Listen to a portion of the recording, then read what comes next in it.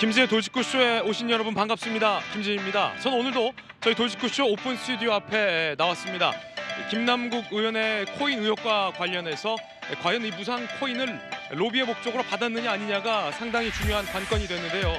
저희 채널A의 단독 취재 결과 이른바 오프라인 상에서의 지갑, 콜드 월렛의 흔적을 검찰이 확보한 것으로 전해지고 있습니다. 잠시 후에 관련 내용 전해드리죠. 전 비가 오나 눈이 오나 매일 아침 이곳에서 여러분을 기다리겠습니다. 김지의 돌직구쇼 지금 라이브로 시작합니다. 잠깐만요.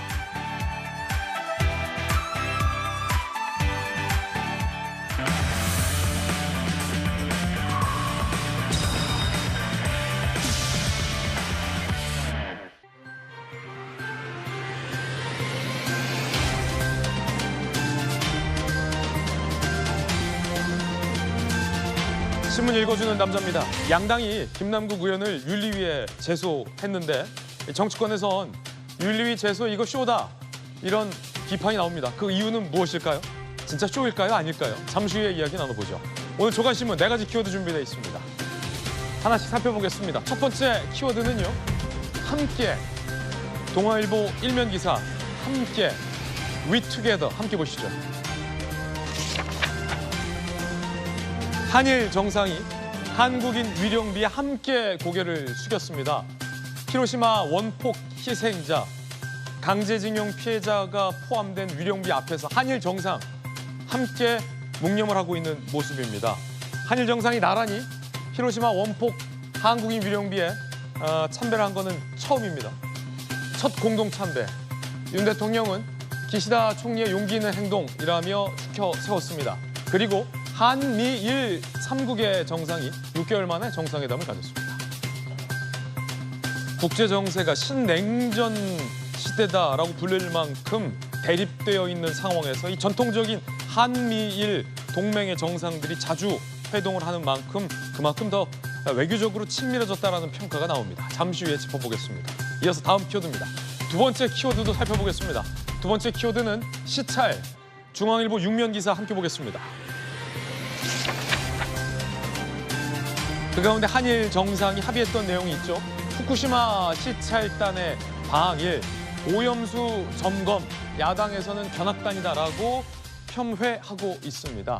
시찰단 21명이 정화 과정을 확인했습니다. 과학적으로 설명하면 국민도 신뢰할 것이다.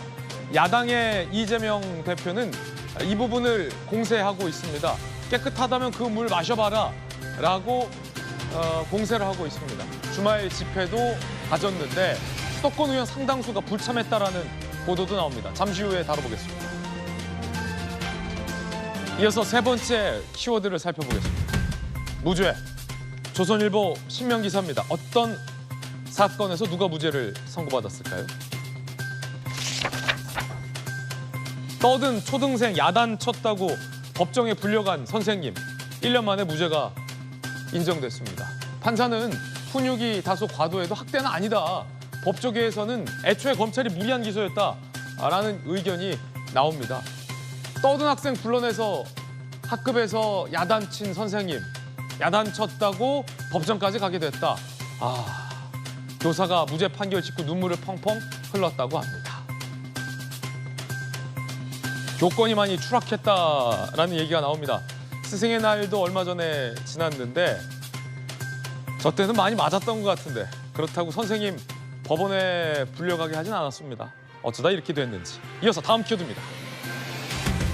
네 번째 키워드는 14건입니다. 경향신문 6면 기사 함께 보시죠.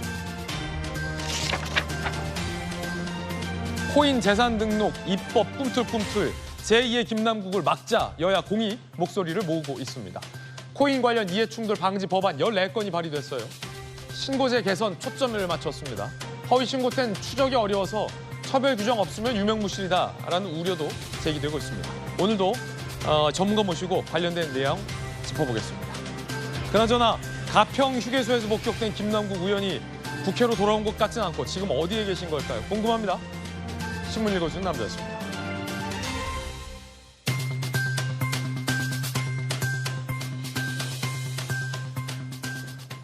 월요일 아침 함께하신 분들 소개해드리겠습니다. 한국 게임 학회의 학회장이시자 지난 이재명 대표의 대선 캠프 공동 특보 단장을 맡은 위정현 교수님, 바르다 박 선생, 국민의힘의 박정하 의원 나오셨습니다. 민주당의 재선 의원, 전재수 의원, 법전 들고 나온 정법전 정혁진 변호사 나오셨습니다. 어서 오세요. 김남국 의원은 지금 어디 있을까요? 김남국 의원의 이른바 오프라인 계좌, 콜드 월릿은 있을까요? 없을까요? 첫 번째 이야기, 채널A 단독 보도부터 시작하겠습니다. 주제 공개합니다.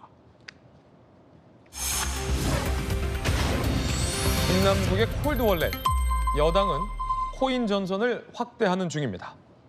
저희 채널A의 단독 취재에 따르면 검찰이 민주당 김남국 의원의 이른바 오프라인 지갑, 계좌, 콜드 월렛의 기록과 흔적을 확보했다라고 확인되고 있습니다.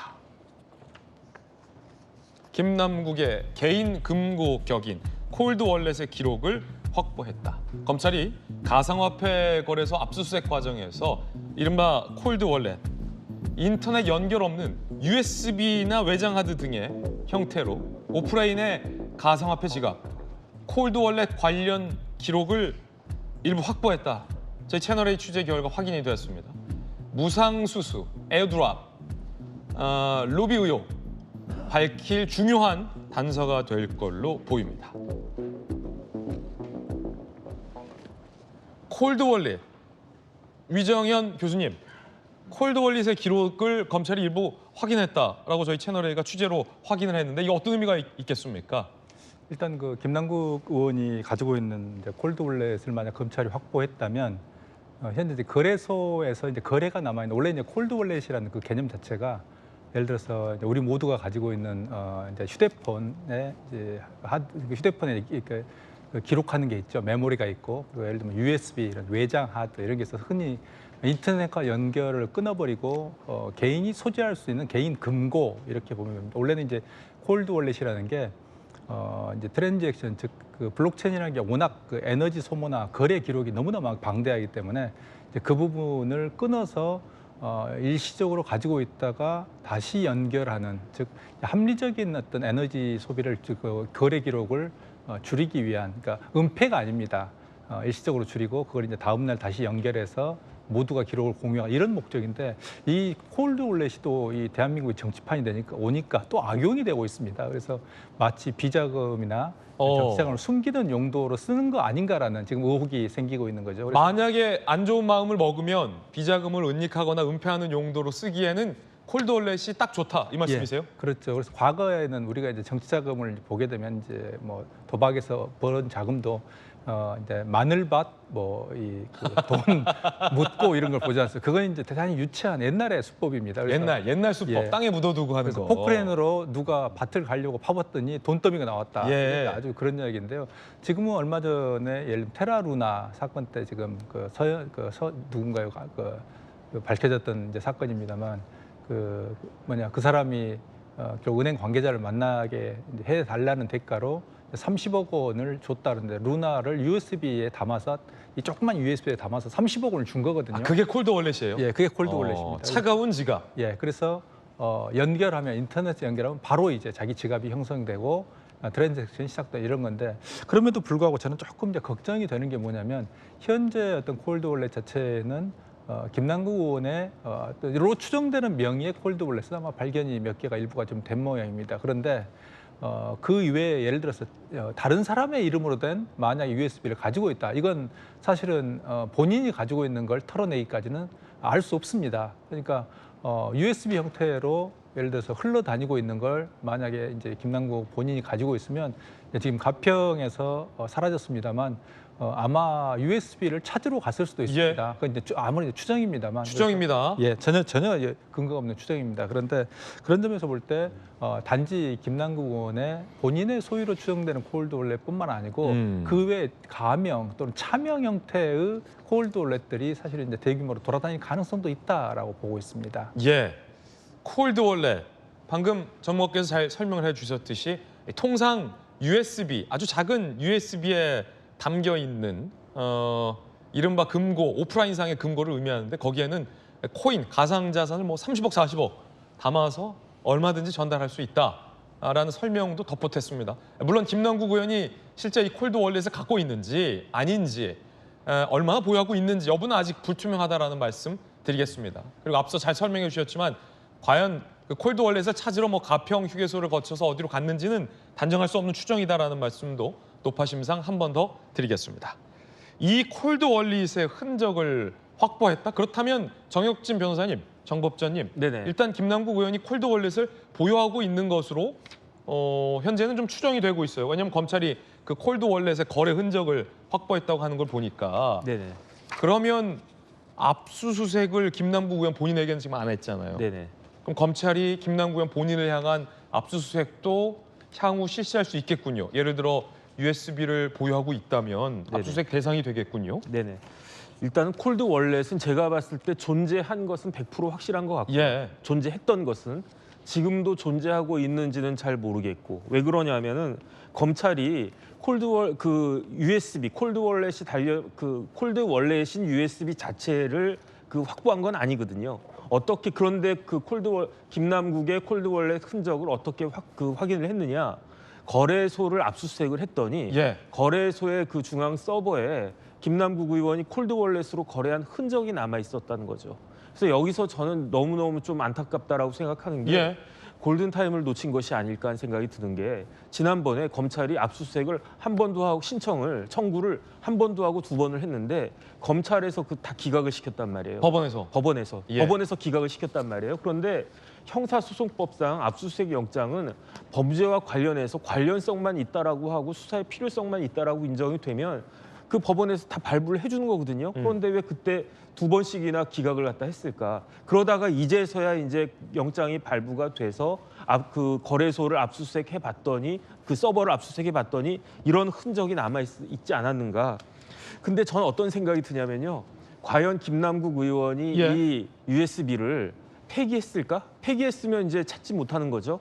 근데 폐기했을까 하는 게 약간 의심이 되는 게 지금 위 교수님 말씀하셨지만 콜드 월렛에 10억이 들어있을지 30억이 들어있을지 100억이 들어있을지 아무도 모르는 거 아니겠습니까? 그런데 그걸 폐기하면은 아깝잖아요. 김남국 의원이 아이스크림도 아끼고 그 밥값도 아끼고 그랬던 사람인데 예. 그다음에 대학 다닐 때 뭐 수익률 대회 나가가지고 뭐 탑5 안에 들어올 정도로 그런 부분들에 민감한 사람인데 이 아까운 콜드 월렛을 혹시 폐기했을까 그런 의문은 들고요. 어쨌든지 간에 그 검찰에서는 남아있는 흔적부터 시작해가지고 김남국 의원을 추궁을 할 거고 거기에 대해서 김남국 의원이 어떻게 대처를 할지 모르겠고 그다음 더 중요한 거는 이제 그 민주당에서도 그 청문회 연다고 그랬잖아요. 예. 그때 어떤 이야기들이 오갈지 거기서 또 어떤 단서가 나올지 왜냐하면 지금 나오는 모든 단서는 김남국 의원이 슬쩍슬쩍 흘린 것들을 전문가들이 찾아내가지고 지금 사태가 이 정도까지 된 거니까 이후로 어떤 일들이 이제 그 전개가 될지는 한번 지켜봐야 예. 되는 것이 아닌가 하는 생각이 듭니다. 그러면 위 교수님, 김남국 의원의 현재 코인 계좌에 얼마가 있는지는 거래소 전산상 남아 있는데 그게 다인지 아니면 거기에서 상당수 있지 않은 코인을 이른바 콜드 월렛에 보관하고 있을지는 콜드 월렛을 확인해 봐야만 알 수 있는 거겠군요. 예. 그리고 또 하나 이제 조심히 좀 주의 깊게 봐야 될 게 뭐냐면 돈이 얼마나 있는지는 콜드 월렛을 확인해 봐야 된다. 예, 콜드 월렛을 확인해 봐야 되고 그리고 현재 그리고 모든 게 지금 추정입니다. 그러니까 예를 들면 거래소를 압수수색을 했습니다만 거래소 내에서도 이제 김남국 의원의 명의로 돼 있는 지갑이라고 추정되는 기록을 압수수색한 거죠. 예. 밝혀지지 않는 그러니까 현재 추정되는 그 조사선에 벗어나 있는 지갑들이 있을 수 있는 가능성이 충분히 있기 때문에 지갑이 더 있을 수 있다. 예, 더 있을 수 있기 때문에 그 부분을 과연 이번 압수수색에서 찾아냈는지 이게 좀 이제 의문이고요. 그런 점에서 검찰이 최근 보면 조금 수사에 대한 열정이 좀 없다는 느낌이 듭니다. 왜냐하면 검찰에 열정이 없다. 열의가 없습니다. 왜냐하면 제가 여러 차례 이 본지는 그러니까 가장 압수수색을 해야 될 대상은 발행사다라고 여러 번 그러니까 예를 들면 위믹스를 발행한 그 위메이드 본사를 압수수색하면 초기에 예를 들어서 상장 전의 기록 그리고 한 10억 개 분량인가요? 그 위믹스가 도대체 어디로 흘러다니는지가 전부 나옵니다. 뿐만 아니고 지금은 이제 블록체인이기 때문에 기록만 돼 있지만 더 중요한 기록은 데이터는 뭐냐면 결국에는 위믹스를 어떻게 설계했고 초기에 어떻게 유통을 계획했고 그런 것들이 전부 나올 수 있다는 거고 만약 이제 정치권에 대한 로비가 이루어졌다면 그런 부분에 대한 예를 들어서 휴대폰에 문자를 주고받은 기록들 이런 것들이 전부 나올 수 있는데 엉뚱하게 그 거래소를 중심으로 해서 논점을 제대로 못 잡고 있다는 좀 느낌이 듭니다. 예. 자, 또 검찰 수사에 대한 쓴소리까지 개인적인 견해를 주셨습니다. 콜드월렛 쓸 봐야 지갑이 몇 개인지 실제 자산 규모는 얼마인지 거래 내역까지 정확히 확인할 수 있다. 그런데 이거 뭐 지갑을 찾으려면 박정아 의원님 네, 일단 김남국 의원을 찾아야 하는데 그렇죠. 5.18 민주화운동 기념식 즈음해서 김남국 의원이 국회에서 사라졌어요. 상임위도 출석하지 않고 목격담은 가평 휴게소에서 목격됐더라 라는 사진만 지금 나왔는데 그게 뭐 상행인지 하행인지는 알 수 없는데 강원도 지역 국회의원이시니까 가평 휴게소는 제 기억으로도 강원도를 갈 때 맞습니다. 들리는 곳 맞습니다. 가평 휴게소 맞습니다. 음식도 맛있고 맞습니다. 이게 지금 주말 지나고 지금 월요일인데 국회에서 김남국 의원 봤습니까? 못 봤죠. 어디 있어요? 못 봤고 아무도 지금 연락이 안 되는 것 같은데 예. 그 가평휴게소에서 목격이 됐으니까 말씀하신 것처럼 강원도 쪽 어디 가 있는 것 아닌가 싶은 생각이 들어요. 지금 강원도는 또 지금 국민의힘이 꽉 잡고 있는데 강원도 가려면 지금 얘기하는 서울 양양 고속도로가 가평휴게소가 선상에 있잖아요. 예. 그러니까 아마 홍천, 춘천, 속초 이 선상으로 가지 않았나라고 추정이 되고요. 지금 현재 여러 가지 말씀 주셨잖아요. 앞서서 좀 유 교수님도 말씀 주시고 그랬는데 콜드월렛이 발견이 됐으면 본인이 가지고 이게 사실은 어떤 의미를 갖고 있냐면 얼마나 이 코인을 통해서 가지고 있었는지 그리고 이 코인을 통해서 형성된 자산이 본인 김남국 의원 본인 명의 말고 또 누구의 차명으로 해서 그 USB 형태로 어딘가 이렇게 뿌려져 있는 걸 좀 정리하고 있는 것 아닌가라는 생각이 듭니다. 그래서 어쩌면 이게 엄청난 일이 될 수도 있지 않나라는 생각이 들고요. 우리 그냥 저도 이제 상상만 공상만 이렇게 보면 옛날 그 영화 같은 데서 보면은 뭐 일이 이렇게 막 불거지고 난 다음에 이제 시끄러운 게 좀 예. 가라앉고 나서 어디선가 유유히 나타나서 이렇게 몇십억씩 되는 자산을 확보해갖고 씩 웃으면서 사라지는 유절 서스펙트 같은 그런 느낌이 들 정도로 지금 김남국 의원의 행적이 궁금하고 김남국 의원과 관련해서 주변에 있는 예. 가상화폐의 거래 내역이 과연 어떻게 되는지 궁금할 상황이에요. 콜드월렛 나왔다 그러면 저는 이게 자금 세탁의 우려도 충분히 있고 그다음에 이게 차명으로 어딘가 거액이 보유되어 있을 개연성도 있고 그래서 검찰 수사가 빨리 진행이 돼서 뭔가 이게 윤곽이 나와야지 지금 뭐 국회 내에서 윤리 연다 뭐 한다는 게 다 별 의미가 없는 상황 아닌가라는 예. 생각이 듭니다. 오늘 5월 22일 월요일 아침인데 현재까지 국회에서 김남국 의원을 보진 못했다라는 것도 확인할 수 있었습니다. 매일 제가 물어봐야겠습니다. 국회에 오셨는지. 이 위믹스를 발행한 발행사가 3년간 14번 국회를 찾았다라는 보도도 나왔습니다. 정치권 로비 의혹과 관련한 내용입니다. 위메이드가 국회를 방문한 기록, 일단 표면적인 기록만이죠. 2020년 5월에서 올해 5월까지 총 14차례 정무위도 갔고요. 가상자산 정책 소관 상임위죠. 13차례는 여야 국회의원실을 방문한 것으로 보도가 되고 있습니다. 상당히 많이 국회를 방문했군요. 위메이드 관계자들 두세 달 한 번꼴로 정치권 인사들과 접촉, 김남국 등 야권의 의원들 해당 기간 게임산업진흥법 개정안을 공동 발의하기도 했었다라는 보도도 나오고 있습니다. 자, 위메이드 측 입장도 소개해드립니다. 2020년 5월부터 작년 3분기까지 의원실을 출입한 바 없다. 지난 연말 이후 횟수는 특정할 수 없으나 공청회에 참석하거나 의원실 문의로 방문을 했다라는 해명도 하고 있습니다. 어쨌든 14번 국회를 찾은 것은 맞은 것 같은데요. 자, 이런 보도도 나오자 국민의힘 여권이 위메이드 본사를 방문했습니다. 위메이드 대표는 어떻게 해명하고 있는지도 한번 들어보시죠. 입수의 산업의 활성화를 위해서 합법화를 위해서 국회의원들을 만난 적이 있습니까? 제가 직접 만난 적은 없습니다. 보고를 제가 정확히 받은 적은 없습니다. 그걸 위해서 그런 그 국회의원들 만나기 위해서 그 의원회관 또는 그 국회 본회의 공간 이런 데 출입하신 적 있나요? 없습니다. 홍보실 직원들이 출입했는지는 확인해 보겠습니다. 다소 아리송하게 답변을 피해갔다는 지적도 나옵니다. 내가 직접 간 적은 없다. 보고받은 적은 없다. 직원들이 갔을 수는 있다라는 건데 기록은 14번 위메이드 측이 국회를 찾은 겁니다. 14번이면 상당히 좀 많은 횟수 아닌가라는 생각도 드는데 혹시 전재수 의원님, 예. 김남국 의원이 위메이드 관련된 직원을 만났을까요? 근데 지금 3년 동안 14번이잖아요. 네네네. 근데 이 국회에 있어 보면 그렇게 많은 횟수는 아닙니다. 아, 그렇습니까? 예, 왜냐하면 국회라는 곳은 여러 이해관계가 총 집결하는 곳입니다. 그러니까 이제 각 단체별로 또 이익 집단별로 말하자면 자신들의 이해관계를 관철시키기 위해서 자신들의 의견을 반영하기 위해서 뭐 해당 상임이라든지 그 상임위 소속의 의원실이라든지 여야 지도부라든지 수시로 옵니다. 국회 한번 와보시면 아시겠지만 국회의원회관의 민원 안내 데스크에 보면 있잖아요. 아침 9시부터 오후 6시까지 사람들이 줄을 길게 늘어서 있습니다. 이분들이 뭐냐면 국회 방문하시는 분들이에요.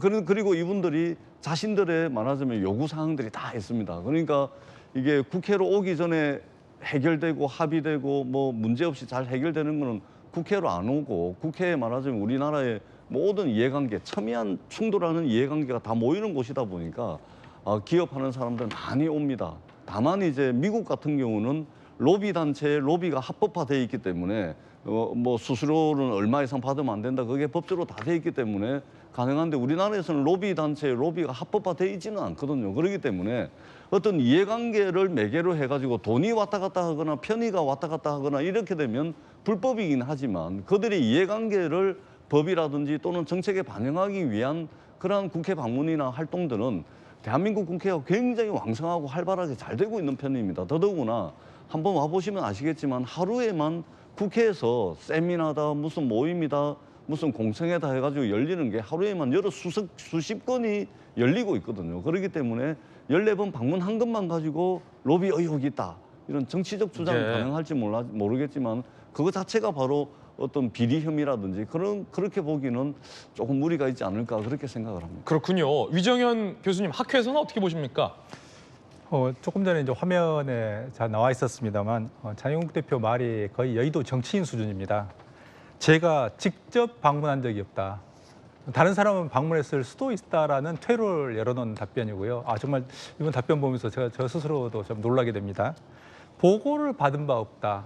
어떤 걸 의미하면 제 보고 없이 저한테 보고 없이 그냥 혼자 판단해서 간 게 있을 수도 있습니다. 이건 또 혹시 그런 어떤 퇴로를 열어놓은 것이거든요. 그래서 그런 화법이 대단히 불편하고요. 그리고 위메이드 측의 말이 계속 바뀝니다. 그러니까 처음부터 갔으면 우리 갔습니다. 이렇게 이야기했으면 깨끗했을 겁니다. 그러면 이제 뭐 공청회나 이런 걸 위해서 갔을 수도 있겠다라고 하는데 처음에는 가지 않았다라고 이야기했습니다.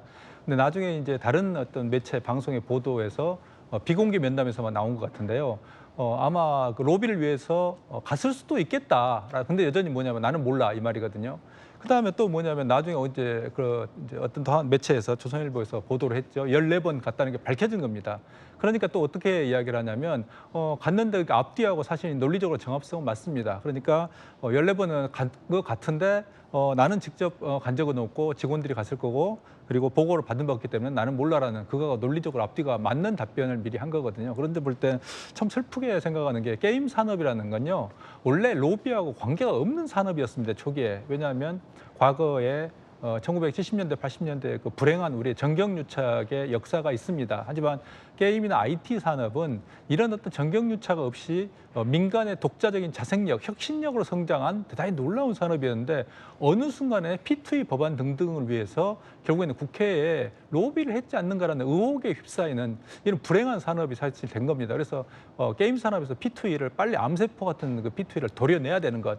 그래서 다시 건강한 게임 산업을 세워야 되는 게 바로 이때문이라고 생각을 합니다. 위정현 학회장님 의견 들어봤습니다.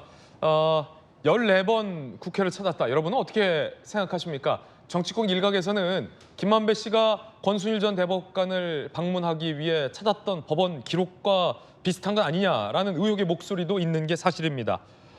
여당의 진상조사단이 이 위메이드 측에게 김남국 의원과 위믹스 코인에 대해서 인지했는지 여부를 물었습니다. 뭐라고 답변했을까요? 김남국 의원의 위믹스에 대해서 보고를 받으신 적이 있습니까? 전혀 모르고요. 이사회에 보고되지 않는 다른 사무는 알지 못한 상황입니다. 그 에어드롭 하면서 위메이드사에서 직접 김남국 의원에게 에어드롭 한 것이 파악된 게 있습니까? 없습니다. 저희는 탈중앙화 서비스이기 때문에 지갑 주소만 알지 그 지갑 주소의 주인이 누군지는 알지 못합니다. 저희가 에어드랍 한 게 김남국 의원에게 전달됐는지 알지 못한다는 의미고요. 에어드롭은 한 게 있을 수 있지만 이게 김남국 의원에게 전달됐는지는 모르겠다라는 이야기입니다. 이게 사실은 정법전 에어드롭의 핵심이잖아요. 네. 만약에 에어드롭으로 무언가 누군가에게 주고 싶다면 이러한 기술 뒤에 사실은 반대로 생각해보면 숨는 것도 가능하고 이 대표 얘기처럼 정말 모르게 김남국 의원에게 전달될 수도 있는 거고 그게 원래 에어드롭이란 거잖아요. 그런데 만약에 에어드랍이 그야말로 여기에 있는 모든 사람, 똑같은 조건을 가진 사람한테 일정하게 똑같이 마치 은행에 뭐 1억 원 정도 예금하면 모든 사람한테 1억에 해당하는 그 뭐 정기예금이든 뭐든 이자가 나오지 않겠습니까?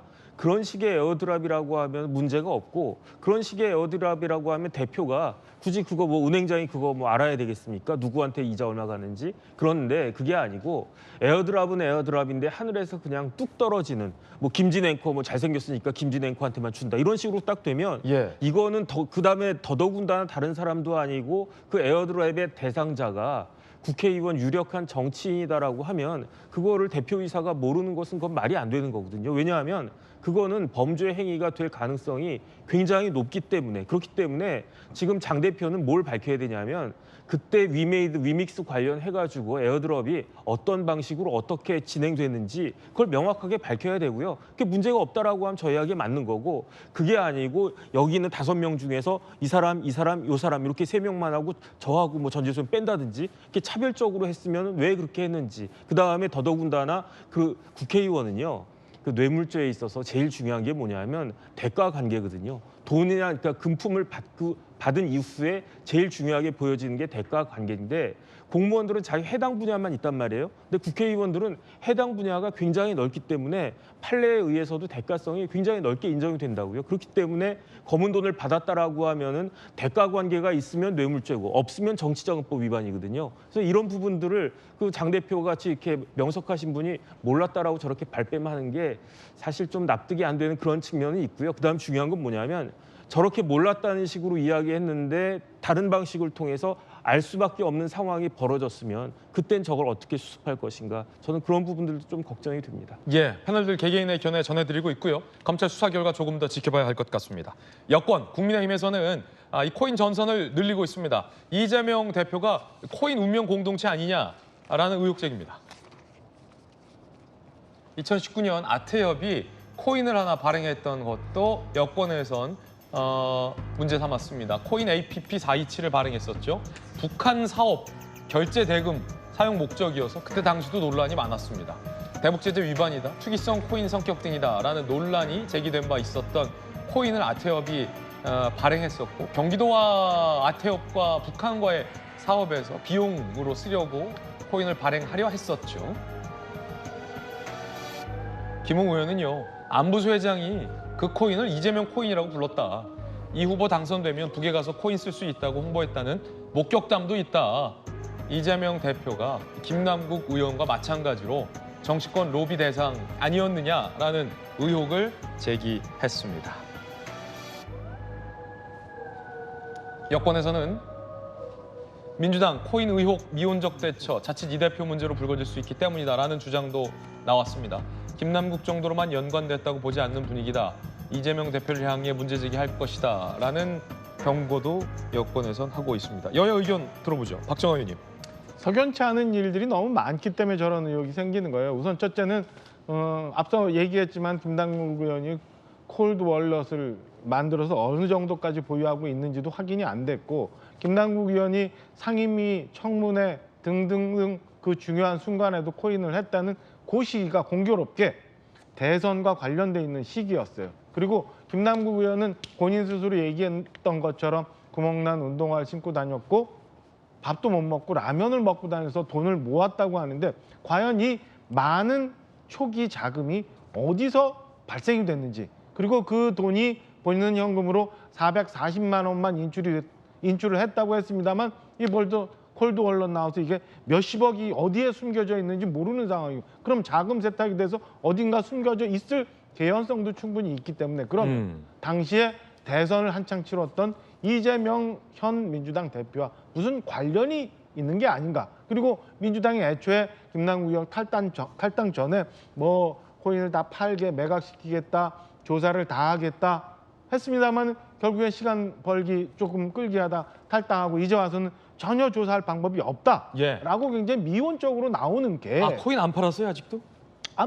판다고 했는데 아직 안 팔고 갖고 있다는 거 아니에요. 그 갖고 있다는 것도 얼마가 있는지 모르는 거고 그 사이에 세탁이 돼서 어떤 식으로 김남국 의원 본인이지 아니면 또 다른 누구한테 어떤 형태로 있는지도 아무것도 밝혀지지 않은 상황이거든요. 그렇기 때문에 저런 의혹들이 계속 나올 수밖에 없죠. 저는 민주당이 떳떳하다면, 그다음에 이재명 대표가 스스로 이 건으로부터 자유롭고 싶다면 뭔가 분명하게 김남국 의원을 체근을 해서라도 이 얘기를 분명하게 정리해줘야지 저런 의혹에서 벗어날 수 있다라고 생각이 듭니다. 전재수 의원님. 지금 상황에서 여러 가지 추측이나 가설을 가지고서 정치적 주장으로서 뭐 그렇게 주장하실 수는 있습니다. 근데 잘 아시다시피 이미 각급 단위의 선거에서 돈이 많다 그래서 돈을 함부로 자기 돈, 내 돈 내가 쓴다 이래가지고 선거에서 돈을 쓸 수 있는 그런 구조가 아닙니다. 예를 들면 구청장 선거든 구의원, 시의원, 국회의원 선거든 더더구나 대통령 선거에서 돈을 그냥 많다고 그냥 막 쓰고 그런 이제 시기는 이미 지났습니다. 더더구나 중앙선거관리위원회에 말하자면 자금 지출 내역이라든지 선거 자금과 관련해 가지고는 굉장히 투명하게 보고가 이루어지고 있고 이루어진 보고에 대해서는 또 중앙선거관리위원회가 현장의 실사 작업도 전부 다 합니다. 물론 이제 영수증이 100개면 100개를 전부 다 하지는 못하고 그중에 샘플을 뽑아가지고 한 20, 30% 정도, 20, 30군데 정도 실사 작업까지 다 하고 있는 것이죠. 그렇기 때문에 저는 우리 시스템을 믿습니다. 그리고 지금 현재 의혹을 받고 있는 당사자들도 강하게 부정을 하고 있기 때문에 정치적 주장으로서 우리가 이것을 확정적으로 이렇게 또 나가는 것은 좀 과도하다 이렇게 생각을 하고 있고 마침 검찰의 강압 수사가 진행이 되고 있기 때문에 수사 결과를 지켜보면서 결과를 통해서 드러날 것이다 이렇게 생각을 합니다. 검찰의 강제 수사. 자, 수사를 좀 지켜보자라는 의견도 들어봤습니다. 이 이야기 정치권의 논쟁으로 번지고 있습니다. 두 번째 이슈도 공개하겠습니다. 윤리위의 과거, 과연 윤리위에 제소됐는데 결과는 있었는지 짚어보겠고요. 김남국 의원 코인 여파로 양당 지지율은 어떤 변화가 있는지도 짚어보겠습니다. 정치권에서 이거 윤리위 제소는 뭐 하나마나한 거 아니냐라는 허무한 이야기도 나옵니다. 21대 국회 윤리위 징계한 총 39건이었는데 처리된 건 0건이라는 거예요. 이재명, 박강원, 권성동, 유상범 징계한 의원 명단에 여야 윤리위 열지 않고 지원하는 전략이다. 어차피 윤리위 가봤자 처리 안 된다. 라는 회의적인 의견도 정치권에서 제기되고 있습니다. 0건. 지난달 11일 윤리위 상설화 골자 국회법 개정안 대표 발의. 김남국 의원 발의 당시 국회의원 윤리 문제 언제든 심사할 수 있어야 한다. 라고 발의했는데 정작 본인이 제소가 됐는데 윤리위의 징계가 이루어질 수 있을지에 대해서 정치권에선 회의적입니다. 언론인 출신, 기자 출신 한신대 김수경 교수님 나왔습니다. 이거 뭐 윤리위 39건이 올라갔는데 한 건도 처리가 안 됐으면 김남국 의원 건도 처리 안 될 것이다라고 보는 게 합리적일 것 같은데 하나마나 아닙니까 윤리위 이러면? 그렇죠. 지금 21대 국회가 시작된 지가 3년이 넘어가는데 예. 그동안 39건의 윤리위 제소가 있었는데 단 한 건도 처리가 안 됐다라는 거는 사실 일을 안 한다고 봐야 되는 게 맞는 거죠. 그러니까 이러한 결과들은 결국 국회의원들이 스스로 자정 능력이 없다라고 보는 게 맞을 것 같아요. 어쨌든 이게 지금 뭐 민주당 의원만 올라가 있는 것도 아니고 국힘 의원만 올라가 있는 것도 아닌데 서로 사정을 아는 거죠. 만약에 이제 민주당 의원을 너무 강하게 만약에 제재를 한다. 그러면 다음에 국민의힘을 또 제재할 수도 있고 서로 피곤해지니까 그냥 이렇게 윤리위 제소는 하되 뭘 열어 가지고 징계를 하거나 이러진 말고 그냥 예. 서로 좋은 게 좋은 거지라고 하고 있는 것 같은 모양새예요. 국민이 보기에는. 그 외 국회 출입을 오래 하다 보면 국회 출입 천연명 기자들은 하나하나의 어린 기자들은 의미를 두고 열심히 취재해요. 그게 맞죠. 근데 이제 어느 정도 국회 반장급 되면 윤리위에 우리가 제소할 겁니다라고 해서 이제 사진 찍잖아요. 안 갑니다, 그 연장.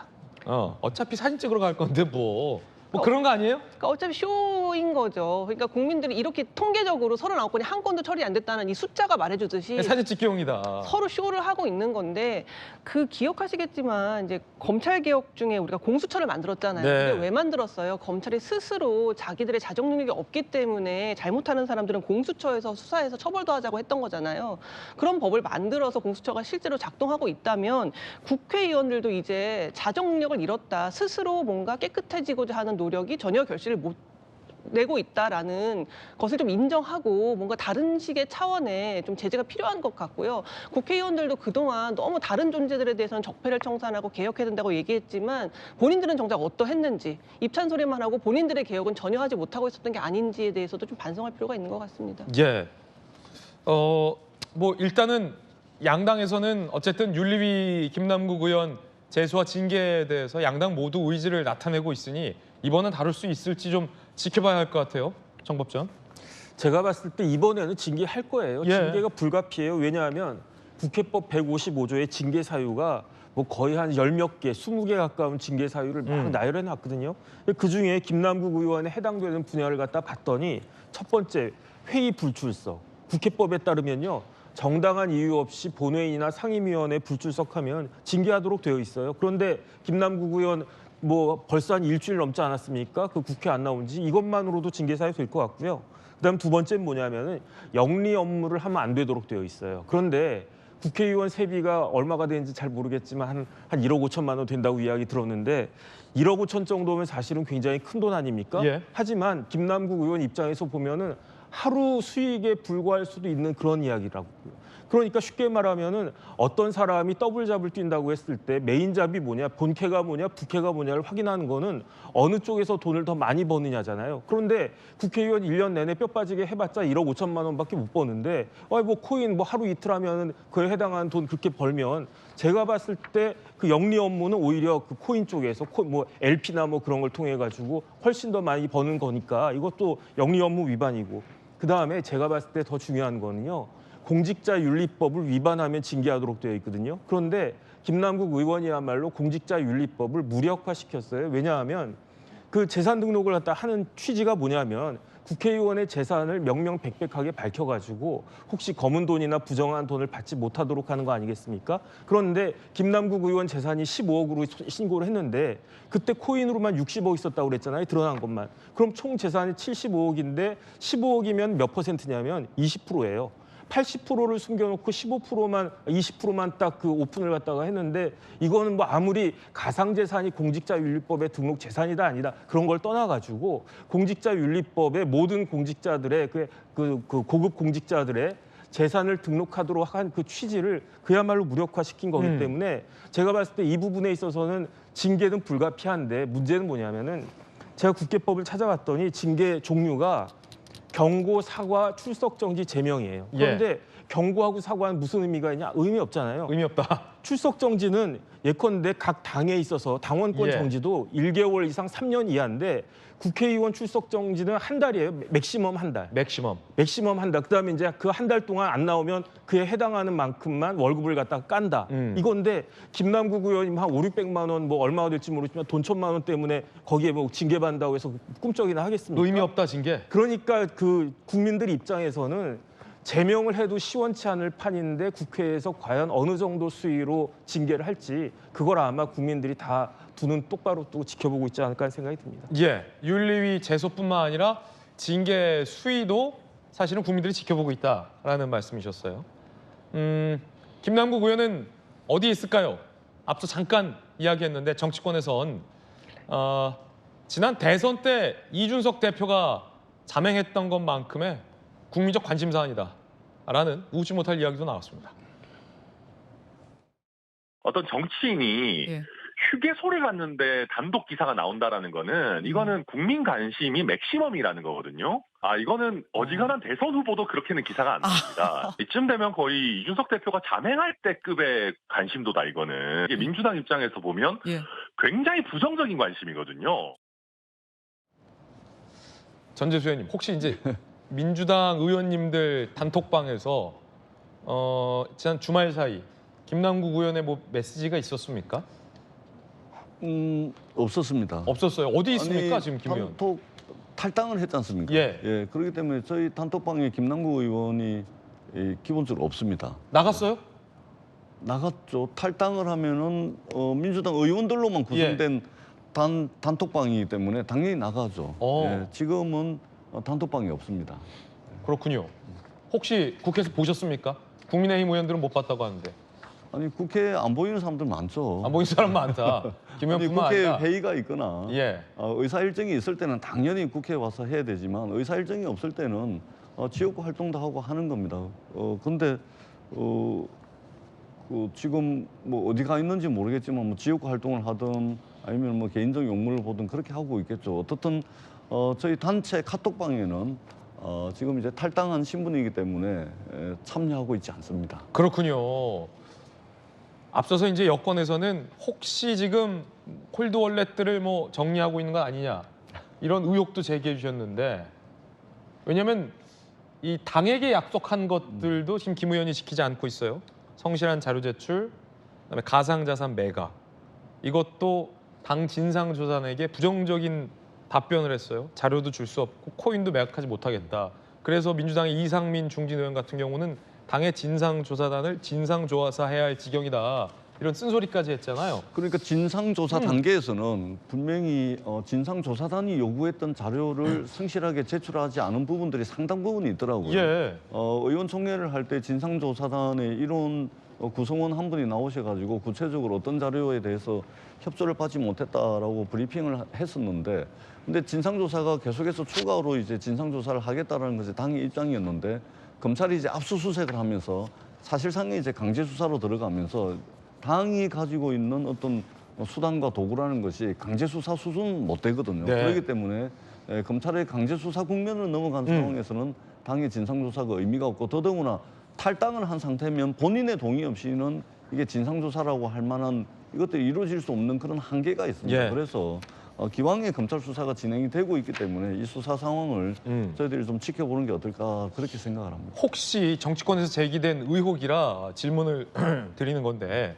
민주당 내부에서 혹자가 이렇게 문제 제기를 하던데 너 탈당해 있어? 너 어디 뭐 가평 가 있어? 조용해질 때까지 어디 가서 쉬다 와. 이런 게 뭐 당에서 누군가 상의한 건 아니냐. 아니 여기 민주당 내부에서 사실 몇 분이 얘기하시거든요. 그러니까 개인적으로 그런 조언을 할 수가 있겠죠. 근데, 개인적으로? 개인적으로 조언을 할 수가 있겠죠. 근데 예를 들면 어디 좀 가 있어. 조만간에 조용해질 거야. 그런다고 조용해지겠습니까? 예. 그런다고 검찰 수사가 중단이 되겠습니까? 그러니까 그건 뭐 개인적으로 그런 조언을 한다 하더라도 그 좋은 대로 되는 세상은 아니다.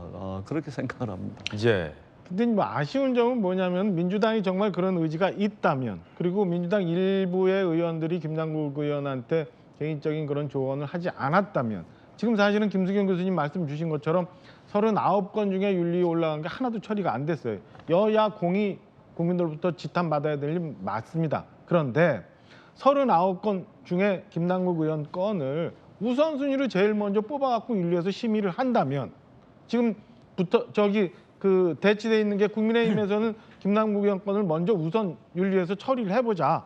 라고 얘기를 하는 거고 민주당에서는 38건 앞에 있는 거 순서대로 다 하고 난 다음에 김남국 의원권 처리하자 이러니까 얘기가 안 되는 거거든요. 이러다 보면 전 그냥 쇼로 지나갈 수 있다라고 할 수 있는데 지금 김남국 의원 어디 있는지 거처가 불분명하죠. 자료 분명히 제출 안 했죠. 근데 윤리위에서 그거 먼저 처리하고 김남국 의원의 소명을 들으려고 하는 절차를 진행한다면 김남국 의원 국회 나와야 되잖아요.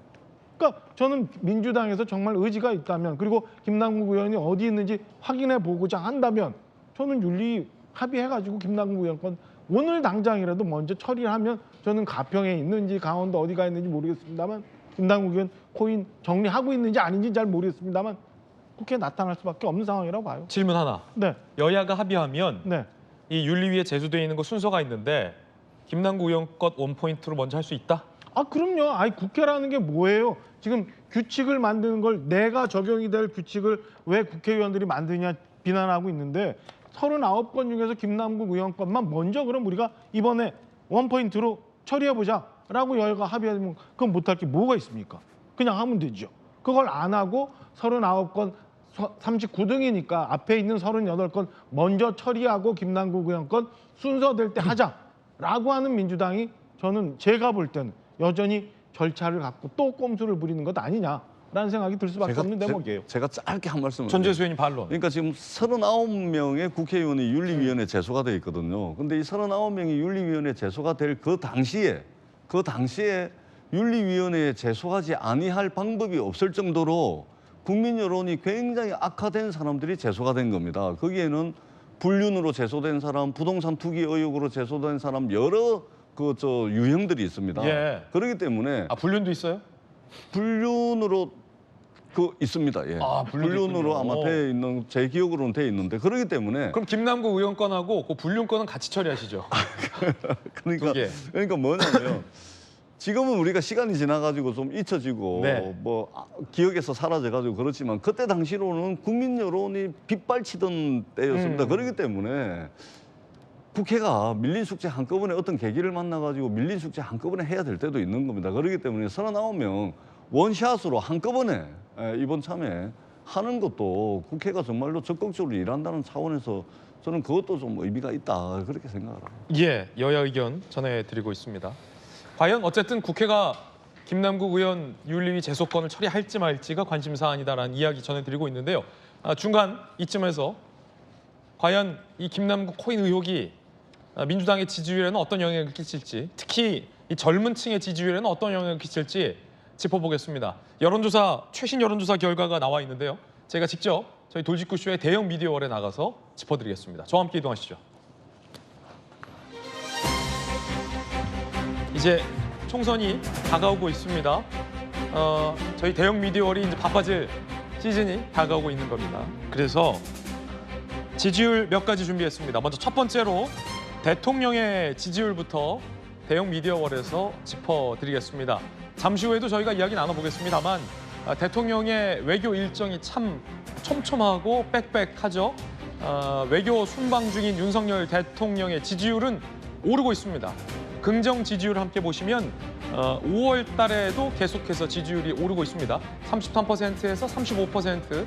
지금 이제 6월을 다가가고 있는데 37%, 30%대 후반까지 이 한국갤럽의 지지율은 오르고 있습니다. 다른 여론조사도 대통령의 지지율이 상승을 하고 있는 여론조사가 많습니다. 반면 이 부정 지지율은 떨어지고 있습니다.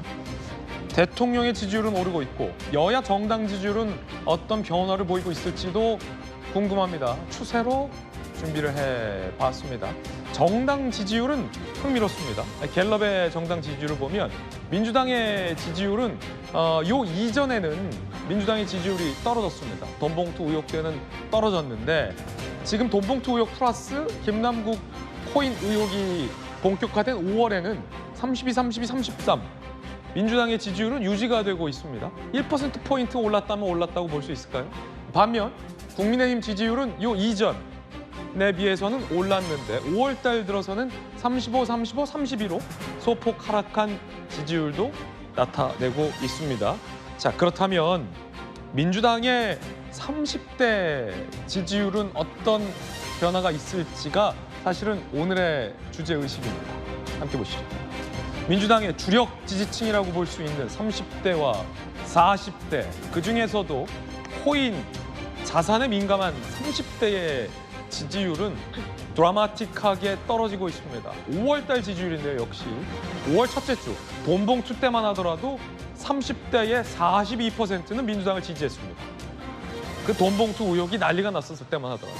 그런데 김남국 의원 코인 게이트가 불거지고 나서 30대의 지지율은 주차를 거듭할수록 뚝뚝 떨어집니다. 5월 첫째 주에 42, 5월 둘째 주에 9%포인트가 하락한 33, 여기에서 8%포인트가 더 하락한 25%로 5월 셋째 주 지지율은 급락을 했습니다. 5월 첫째 주 대비해서 17%포인트 떨어졌습니다. 이 지지율을 보면서 한 30대는요, 내 코인 수익률 같다라는 반응을 인터넷에 나타내기도 했습니다.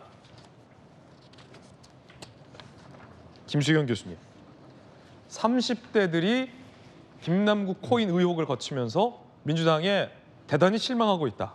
이런 해석입니까? 어쩌면 돈봉투 의혹보다도 더 실망한 게 아마 이 김남국의 코인 게이트일 텐데요. 돈봉투에도 불구하고 30대의 지지율은 42% 견고했어요. 그러니까요. 그러니까 이제 30대에게 어떤 가상자산이라는 거는 계층 이동의 사다리 같은 거거든요. 부동산은 너무 이제 돈이 많이 드니까 돈을 많이 벌기가 힘들고 소액으로 이제 가상자산 투자를 해서 일부는 떼돈을 벌고 대부분의 사람들은 돈을 잃게 되는데 어떻게 보면 30대에게 유일한 사다리라고 생각되었던 이 사다리를 김남국 의원이 잘 타서 본인은 정말 떼돈을 벌었고 나는 돈을 많이 잃게 되는 이러한 상황들을 볼 때 그게 너무 화가 났던 것 같고요. 또 두 번째로 생각해 보면 이제 이 가상자산이라는 게 그동안 규제가 없어가지고 일종의 도박판처럼 막 돈을 많이 버는 사람도 있고 잃는 사람도 있고 그랬었는데 규제가 많이 생길 거거든요. 이런 일이 벌어지고 나면 그럼 더 이상 이것을 통해서 떼돈을 버는 일들이 없어질 거예요. 이제 그런 것들에 대한 아마 분노감 같은 것이 어쩌면 이렇게 지지도가 하락하는 것으로 반영된 게 아닌가 싶습니다. 예, 좀 더 세부적으로 한번 짚어보면 김남국 의원의 코인 의혹이 불거지고 나서는 9%포인트 떨어진 한 33%였어요. 그런데 민주당 지도부의 미온적인 대응 논란이 불거졌어요. 민주당의 지도부에서 마땅한 대책을 내놓지 못하는 사이에 한 주 더 시간이 흘렀고 지지율은 지금 20%대로 30대의 지지율이 이제 주저앉는데 영향을 끼친 것이 아니냐. 결국에는 김남국인 이 사이에 뭐 가평 휴게소 가고 실종되고 코인 매각한다 해놓고 매각하지 않고 지도부에서 윤리위에 제소하느니 마느니 누가 뺐니 안 뺐니 했던 논란이 불거지면서 시간이 좀 더 많이 지체가 됐는데 그 사이에 전재수 의원님 지지율이 지금 30대 지지율은 더 떨어진 게 아니냐. 어떻게 보십니까? 그러니까 지금 이 30대 지지율은 눈에 띌 만큼 빠졌지 않습니까? 근데 전체 지지율은 오히려 정체 내지 소폭 올랐거든요. 그러면은 30대 지지율이 떨어진 것을 다른 연령층에서 충분히 커버하고도 남을 정도의 상승이 있었다는 이유. 예. 그렇기 때문에 이 여론조사를 어떻게 해석하고 읽어야 될지 제가 구체적인 자료를 한 번쯤 봐야 되겠는데 어떻든 이 코인에 대한 이슈는 역시 20, 30대 젊은 층들에게 굉장히 민감한 이슈다라는 것은 분명하게 저희들이 읽을 수 있을 것 같습니다. 예, 말씀해 주셨던 것처럼 전체 정당 지지율은 돈봉투 때 빠진 이후로 유지되고 있습니다. 30대는 많이 떨어졌는데 다른 연령층에서 민주당에게 더 지지를 보낸 건 아니냐. 그렇기 때문에 민주당 내부에서도 이걸 두고 이래저래 해석이 많습니다. 오히려 잘 됐다라는 반응도 있고 아니다, 위기다라는 반응도 있습니다. 그 가운데 양이원영 의원이 지난 19일 김남국 의원을 이렇게 옹호했는데요. 들어보시죠. 그렇게 얘기하시는 분들이 계세요. 국회의원인데 왜 코인 투자를 하느냐라고 말하는. 김남국 의원 처음 코인 투자 얘기 나왔을 때 갑자기 60억 얘기 나오고 뭐 이거 내부 정보 이용한 거 아니냐, 뭐 뇌물 받은 거 아니냐. 이게 확인되지 않은 그런 사실들로 인해서 굉장히 그 마녀 사냥하듯이 여론 재판이 막 이루어졌거든요. 마녀 사냥하듯 여론 재판한다. 강경파 철험의 의원들 중심으로는 김남국 의원 의혹을 강하게 두둔하는 목소리들이 연일 또 나오고 있습니다. 정혁진 변호사님, 양이원영 의원의 의견 마녀사냥이다. 어떻게 들으셨습니까? 일단은 뭐 누가 김남국 의원 코인 한다고 뭐라고 그랬습니까? 누가 김남국 의원 코인 해가지고 돈 많이 벌었다고 뭐라고 그랬습니까? 그게 아니고 여러 가지 정황들이 미심쩍고 의심스러운 게 많은데 김남국 의원이 해명한 것은 다 거짓이었잖아요. 제가 봤을 때 그 개그계에 김구라가 있다라고 하면 여의도에 남구라 있는 거 아니야? 이런 이야기 나올 정도란 말이에요. 한 해명이 다 틀렸어요. 그다음에 해명이라고 내놓은 걸 갖다가 전문가들이 봤더니 거기서 단서를 갖다 해가지고 그러니까 의혹이 확산이 된 거 아니겠습니까? 그런데 마치 마녀사냥 여론재판 이렇게 이야기하는 것은 말이 안 되고요. 그 김남국 의원의 그 불에 그 불이 타오르잖아요. 같이 이렇게 다칠 수 있으니까 저런 말씀은 조심하는 게 좋겠다는 생각이 듭니다. 이청익진 변호사님의 의견도 들어봤습니다. 이번엔 저희가 준비한 다음 순서 전해드리죠. 뜨거운 소식 몇 가지 준비했습니다. 첫 번째 소식부터 바로 살펴보겠습니다. 오늘의 핫2입니다.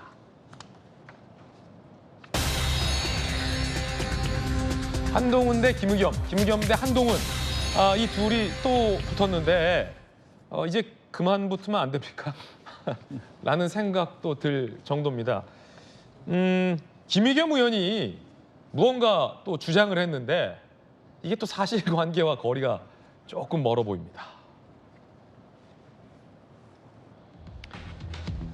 한동훈 장관이 박찬대 최고위원이 사과한 주장에 대해서 반박하는 과정에 김의겸 의원 대신 박찬대 의원이 가짜뉴스를 담당했느냐라고 날선 얘기를 했죠. 그러자 김의겸 의원 입장에서는 가만히 있는데 또 소환된 격이긴 해요. 이런 내용을 법무부 문자 공지 시스템을 통해서 한 장관이 보냈다. 국가 예산을 사적으로 이용했다라며 주장을 했습니다. 새로운 의혹을 또 들고 나와서 주장을 했습니다. 그러자 김의겸 의원이 또다시 거짓말을 했다. 저는 직접 제 개인 휴대전화로 기자단에게 입장을 전했다.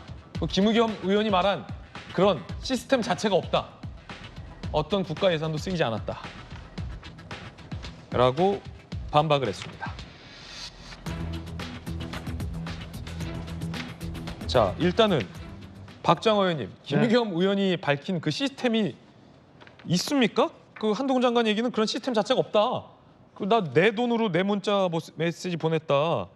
법무부 문자 공지 시스템 뭐 이런 걸 얘기했는데 그런 시스템이 어디 있어요, 사실은. 그 이제 김의겸 의원이 의혹을 제기한 건 뭐냐면 박찬대 의원이 한동훈 장관에게 대해서 또 이상한 의혹을 제기를 했을 때 한동훈 장관이 법무부 출입 기자들한테 문자를 보냅니다. 이건 사실과 다르고 왜 또 이런 가짜 뉴스를 자꾸 만들어 냅니까?라는 반박 문자를 보내는데 그 반박 문자를 김의겸 의원은 법무부에 있는 공보실 내지는 대변실을 통해서 거기 있는 예산을 통해서 문자를 보냈다라고 추측을 하고 그냥 저렇게 주장을 해버린 거예요. 그래서 법무부 문자 공지 시스템이라는 걸 이용을 했다. 근데 한동훈 장관은 해명하기를 이거는 내가 내 휴대폰으로 내 휴대폰 휴대폰 비용을 들여서 해명 고지를 한 거다라고 하니까 또 김의겸 의원이 예단해서 또 거짓말을 한 셈이 되죠. 저는 매번 김의겸 의원은 한동훈 장관한테 저렇게 뭔 일이 있을 때마다 이렇게 자꾸 들이대자마자 또 까이고 이런 일들을 반복하는지 잘 모르겠어요. 그러니까 이성적으로 좀 생각을 하고 그다음에 대변인 할 때도 여러 가지 거짓말 많이 했다가 또 수정도 하고 막 그랬잖아요. 그럼 이제는 조금 한 번 더 확인해보고 저런 의혹을 제기해야 되는데 매번 본인 잣대로 본인 기준으로 저렇게 의혹을 제기하고 또 까이고 이러니까 좀 이제는 측은해 보이기까지도 합니다. 좀 제발 좀 자중해 주셨으면 하는 생각이 들어요. 예. 정익진 변호사님, 한동훈 장관이 반박을 했는데 그런 시스템 자체가 존재하지도 않는데요. 네네. 혹시 법무부에 네. 김의겸 의원이 뭐 착각할 만한 시스템이 있었던 걸까요? 제가 법무부에 근무해 본 적이 없어가지고 법무부에 안 계셨군요. 네네. 그래서 잘 모르겠는데 저는 오히려 궁금한 게 혹시 박범계 전 장관이나 추미애 전 장관은 정치인이시잖아요. 그러니까 그런 하고 싶은 그러한 계기가 더 있지 않을까 그런 생각이 들어가지고 그 전 장관들 계실 때는 이런 문자를 어떻게 했는지 그런 시스템이 혹시 있었는지 그런 식으로 그 문자를 보냈는지 그 개인적인 이야기를 뭐 지역구나 뭐 이런 데다가 그렇게 법무부 문자를 그렇게 보냈는지 오히려 그게 더 의심스럽고 많은 사람들이 한동훈 장관에 대해서 정치인 같다, 정치하라 뭐 이렇게 이야기하지만 제가 봤을 때 아직은 한동훈 장관은 정치인 결코 아니고요. 그냥 우리나라 법무부 장관일 뿐이에요. 그다음에 제 생각에는 한동훈 장관은 최소한은 자기가 무엇인지 선을 갖다가 정확히 알고 그것을 지킬 정도의 사람은 되는 것 같은데 그런데 그런 사람에 대해서 확인도 하지 않고 저렇게 김의겸 의원이 이렇게 하는 것은 그렇다면 김의겸 의원은 국회의원으로서 문자 보낼 때 정확하게 했는지 한번 볼까? 이런 식으로 반박을 당할 위험성이 많은데 정말로 이거는 이 정도 되면은 참 고질병 같다는 그런 생각이 듭니다. 예. 자, 김의겸 의원이 이에 대해서는 어떤 입장 냈을까요? 김의겸 의원입니다. 한 장관은 아래 두 가지를 구별했다. 법무부 대변인실이 기자들에게 직접 알리는 방식. 둘째, 자신이 기자단 간사에게 요청해 기자들에게 알리는 방식. 자신은 두 번째 방식으로 배포한 것이니 문제가 없다는 거다. 또 거짓말이라고까지 말할 수 있는 건가? 무슨 말이죠? 김수현 교수님? 또 거짓말이라고 할 수 있죠. 당연히 거짓말이죠. 왜 거짓말이냐면요. 물론 본인이 착오가 있었다, 잘못 알았다라는 거를 지금 거짓말까지는 아니지 않나요?라고 항변하고 싶은 것 같아요. 거짓말까지는 나는 안 했다. 그러니까 착오가 있었을 뿐이지 내가 착각을 했을 뿐이지 거짓말은 아니었다라는 말을 하고 싶은 것 같은데 저는 거짓말이라고 생각해요. 왜냐하면 그 사람을 비방하기 위해서 그 얘기를 썼잖아요. 예산을 들여서 법무부 문자공지 시스템이라는 존재하지도 않는 시스템을 돈을 써서 예산을 들여서 그거를 이용했다라고 거짓말을 한 거죠. 남을 비방하기 위해서 이야기한 거니까. 그리고 저는 좀 김의겸 같은 정치인은 좀 무능한가라는 생각이 드는 게 한동훈이 없이는 정치를 할 수 없는 분 같아요. 지금 김의겸 의원이 했던 독자적인 행보나 독자적인 주장, 뭐 입법 활동 기억나는 게 저는 하나도 없거든요. 다 한동훈 장관과 연관지어서 항상 한동훈 장관에게 되려 역풍당하고 망신당하고 그런 것밖엔 기억이 안 나요. 그래서 지금 박찬대 의원에게 그걸 행여라도 뺏길까 봐 지금 다시 이렇게 거짓말을 한 건가 싶을 정도로 독자적으로 이렇게 의정 활동을 할 수 있는 능력이 없는 건가라는 생각이 들고요. 이런 식으로 자꾸 거짓말을 이제 하게 되면은 한동훈 장관이 반박을 안 할래야 안 할 수가 없잖아요. 왜냐면 가만히 있을 경우에는 자기가 공금을 유용한 사람이 돼버리니까 그래서 이제 반박을 하는 건데 이제 이걸 가지고도 물론 뭐 국회의원들이 왜 정치적인 말하냐 정치인이냐 막 이런 식으로 비방을 하긴 합니다만 지금 한동훈 장관 마약 사범들 때려잡느라고 너무 바쁜데 이런 식으로 자꾸 해명하게 만들면 결국은 업무 방해하는 거 아니겠습니까?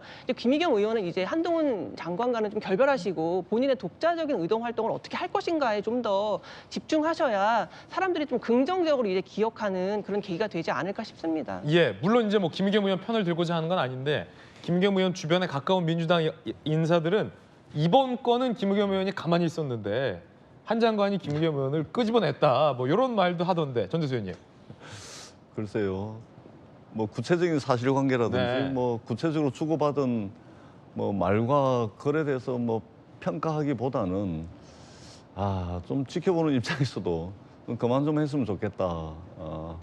장관은 장관으로서 또 국회의원은 국회의원으로서 뭔가 좀 밥이 되고 뭔가 좀 국민들에게 도움이 되는 그런 뭐 저 언쟁을 벌려야 되지 않을까라는 생각이 듭니다. 이게 한두 번이면 뭐 정치권의 뭐 이런저런 일들로 치부하고 평가할 수 있겠지만 지금 이게 벌써 몇 번째입니까? 이제는 우리 국민 지켜보는 사람들 입장에서는 좀 피곤하다. 이제 좀 그만했으면 좋겠다. 이런 생각이 아마 대다수 들지 않겠습니까? 네. 이제는 좀 그만했으면 싶습니다. 이게 벌써 몇 번째냐 그만해라. 아니면 말고 식의 이 김의겸 의원의 태도를 지적하는 비판도 여권에서 나왔습니다. 김 의원, 청담동 술자리 의혹 등 가짜뉴스 진원지 아니면 말곤 식의 논란이 반복됐다. 습관성 거짓말이자 가짜뉴스 공장장의 스토킹 행위다라는 논평도 나왔는데요.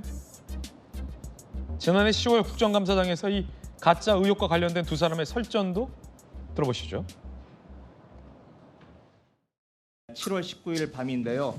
청담동에 있는 고급스러운 바였고요. 첼로가 연주됐습니다.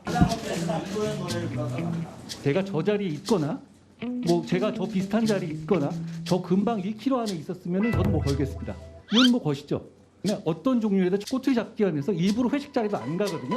저기서 제가 노래를 부르고 동백 아가씨를 했다고요? 3시 넘어서? 의원님, 저는 다 걸게요. 의원님 뭐 거시겠어요? 자, 관리가 있습니다. 아니죠. 누가 왔고 이런 정도 제보를 가지고 이렇게 질문하시는 사람이 없어요.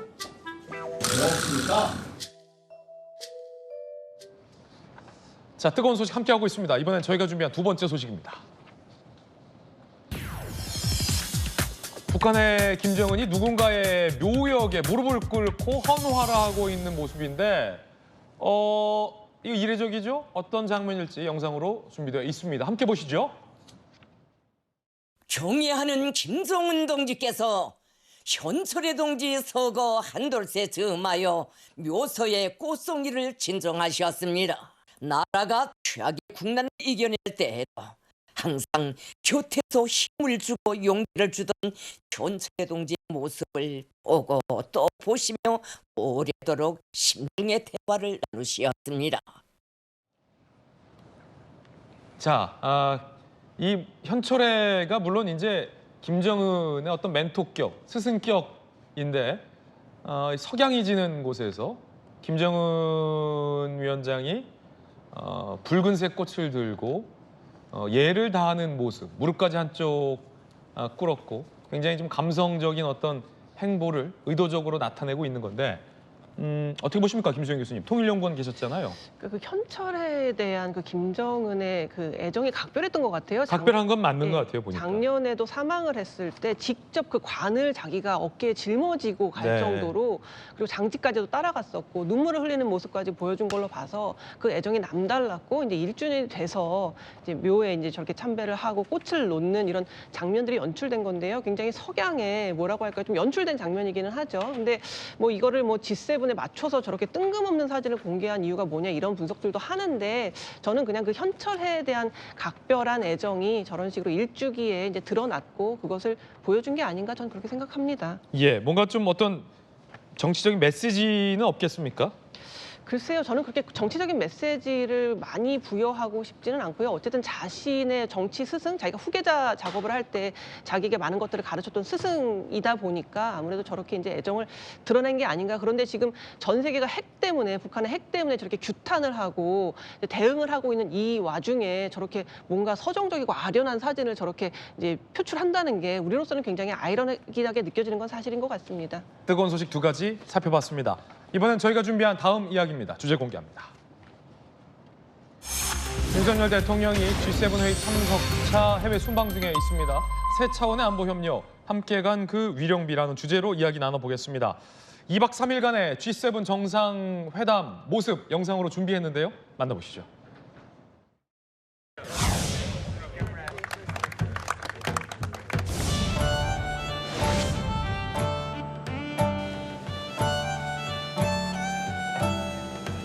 パートナー国、国際機関の皆様をここ広島の地にお迎えできまして、大変嬉しく思っております。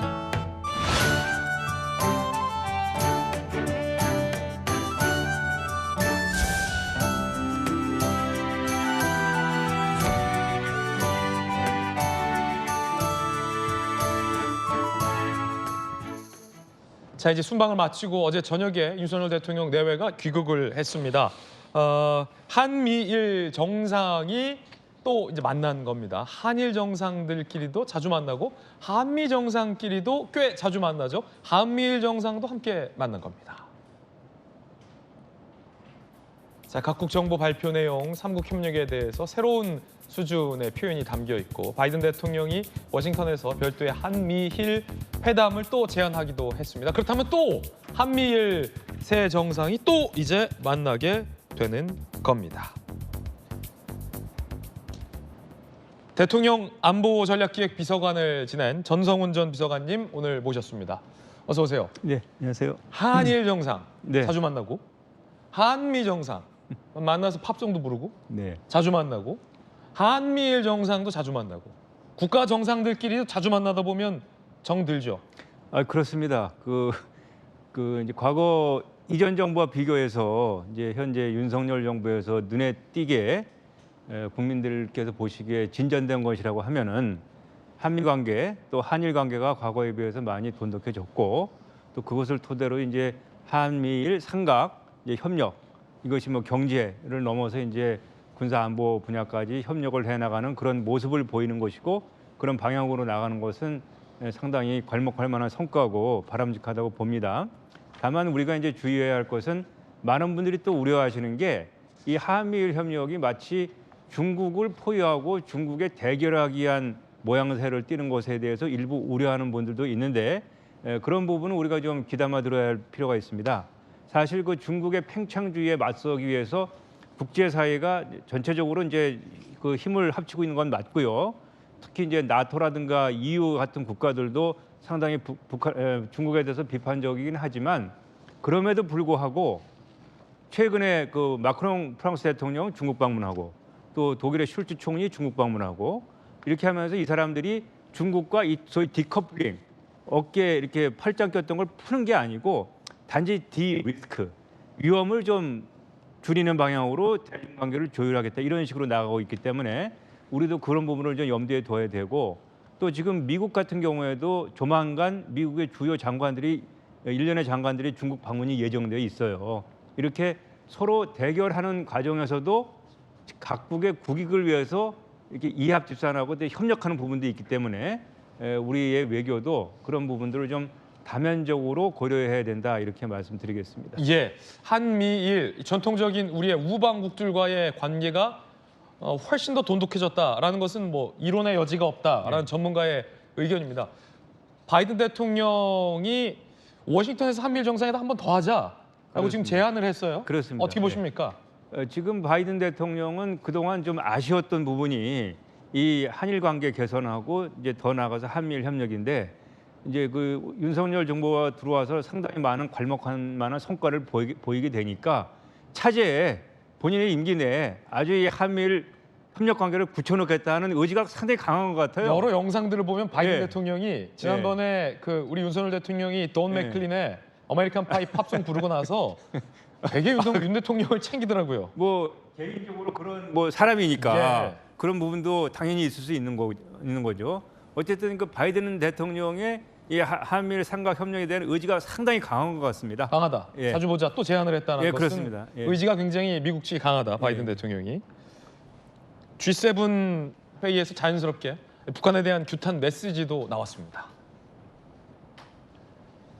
기시다 후미오 일본 총리, G7 의장국이죠. 핵무기 없는 세계라는 미래의 길을 착실히 걸어갈 필요가 있다. 북한의 핵, 미사일, 납치 문제 해결에 협력한다라고 밝히기도 했습니다.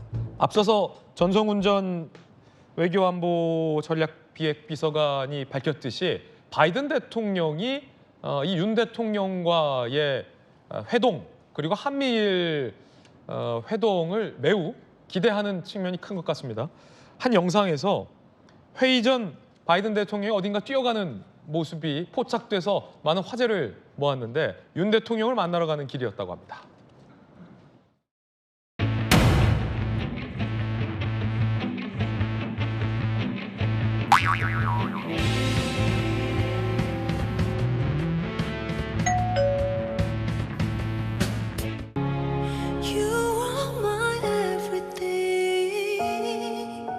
별처럼 쏟아지는 운명에 사실은 이게 이 공식 유튜브에서 편집된 걸 그냥 저희가 여과 없이 보내드리는 건데 고령의 바이든 대통령이 사실 이게 뛰기가 쉽지 않아요. 물론 이제 바이든 대통령은 그럼에도 불구하고 잘 뛰긴 하는데 왜 어딜 뛰어간 거예요? 그 윤석열 대통령 만나서 인사하려고 직접 만나서 인사하려고 뛰어간 거 아닙니까 지금? 예. 보면은 예. 그래서 이제 저렇게 그 뭐 모디 총리도 만나고 하지만 그 바이든 대통령이 지금 그 대중 견제 전선을 구축하는 데 있어서 그동안 그 핵심 고리였던 이 한미일 이 안보 협력 문제에 대해서 그만큼 본인이 개인적으로 관심 가지고 있고 아마 바이든 대통령의 그 대통령으로서의 그 중요한 업적의 하나로서 본인이 생각하고 있는 것 같아요. 약간 그 정상들끼리의 어떤 개인적인 친목도 좀 영향을 미치잖아요. 국제관계 외교에서. 아무래도 외교도 사람이 하는 일이니까. 사람이 하는 일이니까. 예, 당연히 개인적인 감정이 들어가죠. 전목께서 보시기에는 바이든 대통령하고 윤 대통령의 어떤 그냥 개인적인 스타일이 좀 맞다고 보세요? 그 윤석열 대통령 저는 잘은 모르지만 저분이 이렇게 한번 결심하면 쫙 밀어붙이는 그런 스타일이 있는 것 같아요. 그런 시원시원하게 하는 부분이 있어서 그런 부분에서 미국의 바이든 대통령이 상당히 그 만족스러워하는 그런 생각을 하게 됩니다. 예, 그 보고서 반색해서 뛰어갈 정도다. 상당히 좀 재밌는 장면이다라는 전문가들의 이야기도 나오는데요. 윤 대통령과 바이든 대통령이 2시간 친교의 시간을 가졌다는 보도도 나옵니다. 만찬 자리에 또 옆자리에 앉았어요. 대통령실 관계자는 일본 측의 배려로 바이든 대통령 옆에 윤 대통령이 나란히 앉아서 만찬을 가졌다. 양국 정상이 서로의 관심사, 계속 논의해야 될 현안 등에 대해서 의견을 나눈 것 같다라는 얘기도 나왔습니다.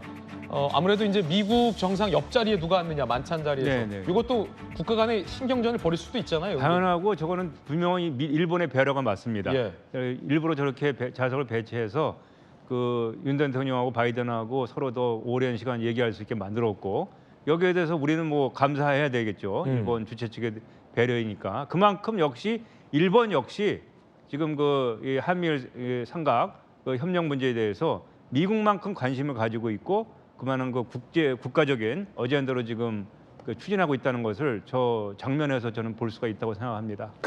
이렇게 대통령 보좌하실 입장에서 외교 전문가로서 만찬장에서 미국 대통령이랑 바로 옆에서 2시간 동안 얘기 나눌 때 참모들이 좀 이 친교의 대화 자리를 좀 활용하자라는 여러 가지 전략을 짜잖아요. 당연하죠. 통상 저 때 좀 어떤 걸 좀 얘기하십시오. 이렇게 좀 조언합니까? 일단은 우리가 좀 미국 쪽으로부터 받아야 할 사항들도 있지 않습니까? 아쉬운 부분들. 그런 부분들 일단 뭐 식사 자리라는 거는 좀 편한 자리니까. 캐주얼하니까. 예, 이렇게 좀 딱딱하지 않은 분위기에서 좀 약간 딱딱한 얘기들. 바이든이 쉽게 좀 응할 수 있는, 쉽게 좀 예스할 수 있는 그런 것들을 우리가 좀 어젠다로 밀어넣어야 되겠죠.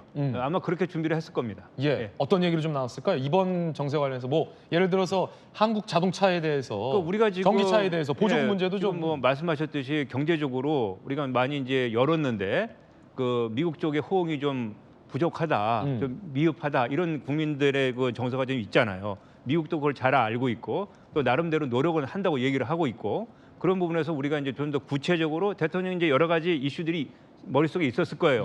이런 부분을 좀 바이든하고 만나서 얘기하고 좀 풀어야 되겠다. 지금 뭐 공개는 안 됐지만 그런 것들을 당연히 순차적으로 대통령은 얘기를 했을 거라고 저는 생각합니다. 예를 들어서 뭐 바이든 대통령에게 직접적으로 뭐 얘기는 안 했더라도 미국에서 우리 대한민국 전기차가 좀 잘 나가다가 갑자기 좀 주춤한데 보조금 좀 뭐 이렇게 뭐 그런 것도 있고 또 이번에 워싱턴 선언 만들어 가지고 이제 우리가 핵 협력 그룹 만들었잖아요. 그런 거를 어떻게 운영할 것인지 또 어떤 이슈들을 거기서 심도 있게 얘기를 할 것인지 그런 것에 대해서도 심도 있게 얘기가 됐을 겁니다. 그런가 하면 한일 정상 간의 의미 있는 외교 행보가 있었습니다. 히로시마 원폭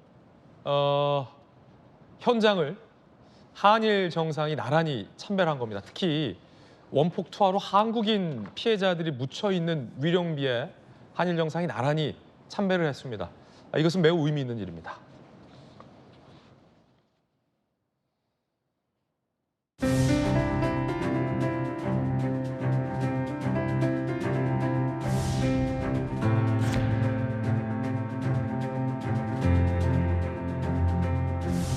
한국인 원폭 피해자에 대해 추모의 뜻을 전함과 동시에 평화로운 미래를 준비하기 위한 우리 총리님의 용기 있는 행동으로 기억될 것입니다.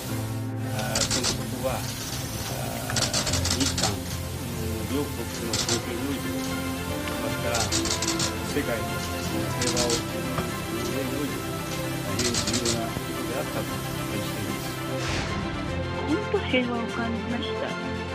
今まではちょっとあれだけどなんかねすごく嬉しかったです。みんな在日の人をよかった嬉しいって言ってました。 자, 이 장면 굉장히 특히나 이제 한국인 원폭 피해 희생자 가족들에게는 의미 있는 장면이 아닐 수가 없을 텐데요. 어떻게 보십니까? 저는 이번 윤석열 대통령의 방일 과정에서 백미는 저 장면이었다고 저는 생각합니다. 저 히로시마 조선인 징용자 위령비는 일본이 세운 게 아닙니다. 우리 동포들이 저때 2만 명 넘게 희생된 주로 이제 징용공으로 끌려간 분들이 희생이 됐어요. 히로시마가 군수공업지대였기 때문에. 그분들의 넋을 기리기 위해서 자체적으로 만들었는데 1998년도 이전에는 저게 히로시마 공원 안에 없었어요. 바깥에 방치되어 있었습니다. 못 들어갔습니다. 그거를 김대중 대통령 들어서 한일 관계가 좀 개선되면서 히로시마 공원 안에 드러났는데 여태까지 일본의 어느 누구 고위 정치인도 저 유령비에서 고개를 숙이고 인사한 적 없습니다. 한 명도 없었습니다. 없었습니다. 히로시마가 지역군 기시다 저 총리도 본인이 개인적으로 가서 참배한 적 없을 거예요. 그렇기 때문에 우리가 대통령이 저길 꼭 가셔야 되는 건데 혼자 가서는 또 의미가 없어요. 저거는 반드시 기시다 총리를 같이 데리고서 같이 갔어야 되는 겁니다.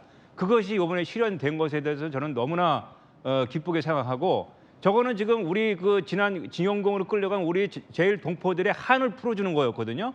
그래서 저 동포들이 저렇게 울리면서 강격하는 겁니다. 굉장한 의미가 있는 거예요.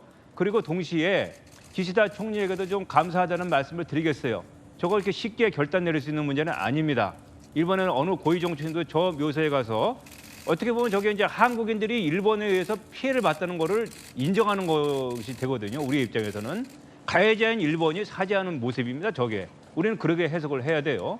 그렇기 때문에 기시다 총리로서도 쉽지 않은 결정이었을 텐데 저렇게 두 분이 고개 숙여서 인사하고 참배한 것 자체가 바로 그 한일 관계가 그만큼 진전되었다라는 것을 다시 한번 상징적으로 보여주는 것이고 저는 저 장면은 역사적으로는 남을 중요한 장면이라고 생각합니다.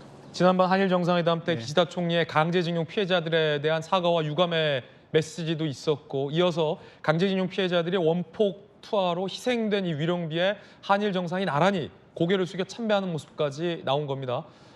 이 모습을 이 원폭 피해 유가족들이 가장 뜻깊게 봤을 것 같습니다. 들어보시죠, 이야기.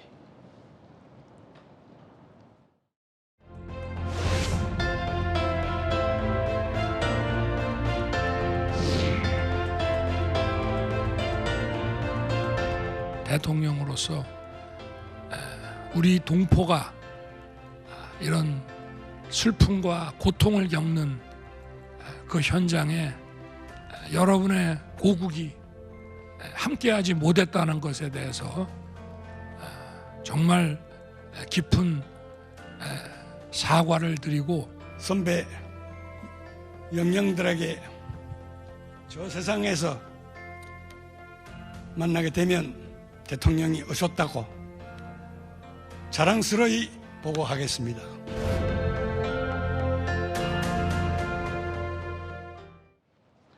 윤 대통령이 고국이 그간 함께하지 못했던 것에 대해서 사과를 한다라고 사과를 한 첫 대통령이 됐군요. 그런가 하면 윤석열 대통령과 우크라이나 젤렌스키 대통령도 정상회담을 가졌습니다. 32분간 정상회담이 진행됐습니다. 우크라이나 측 요청으로 성사가 됐고요. 젤렌스키 대통령은요, 인도주의적, 비살상적 지원에 감사한다. 앞으로도 지속적 협력을 기대한다라고 대한민국에게 고마움을 나타냈습니다. 어떻게 보십니까, 기자님? 예, 일단 우리가 뭐 우크라이나 문제 가지고 국내적으로도 논란이 있었는데 저렇게 정상회담을 통해서 우크라이나 젤렌스키 대통령으로부터 직접적으로 대한민국에 감사하다는 그 말씀을 이제 끌어낸 것이 상당히 중요하다고 보고요. 지금 그 젤렌스키 대통령 말대로 인도주의적 비살상 무기에 대한 지원이라고 본인이 분명히 규정을 했지 않습니까? 그 얘기는 우리 정부가 기존의 결정대로 살상 무기를 쉽게 이제 우크라이나로 반출하지는 않겠다는 그런 그 양국 간의 어떤 합의가 있었던 것 같고요. 최근에 이제 젤렌스키 대통령 그 부인이 방문해서 또 우리 정부 관계자들하고도 얘기를 나눴고 해서 어쨌든 우크라이나는 힘에 의해서 불법적으로 침략을 당한 나라고 대한민국은 그 과거에 1950년대에 북한에 의해서 힘에 의해서 그 현상 변경을 북한이 시도했던 그 피해자가 대한민국 아닙니까? 그렇기 때문에 우리는 당연히 우리가 도울 수 있는 만큼 그 우크라이나에 대해서 적극적으로 지원을 하는 게 맞다고 봅니다. 관련된 이야기 전문가와 함께 이야기 나눠봤습니다. 저희들은 60초 광고 보고 돌아오겠습니다. 잠시 후에 뵙죠. 월요일 아침 저희가 준비한 소식 모두 다 전해드렸습니다. 저희들은 내일 아침 8시 50분에 더욱더 풍성한 소식 들고 인사드리겠습니다. 오늘 하루는 분명 어제보다 나을 겁니다. 좋은 하루 되십시오. 고맙습니다.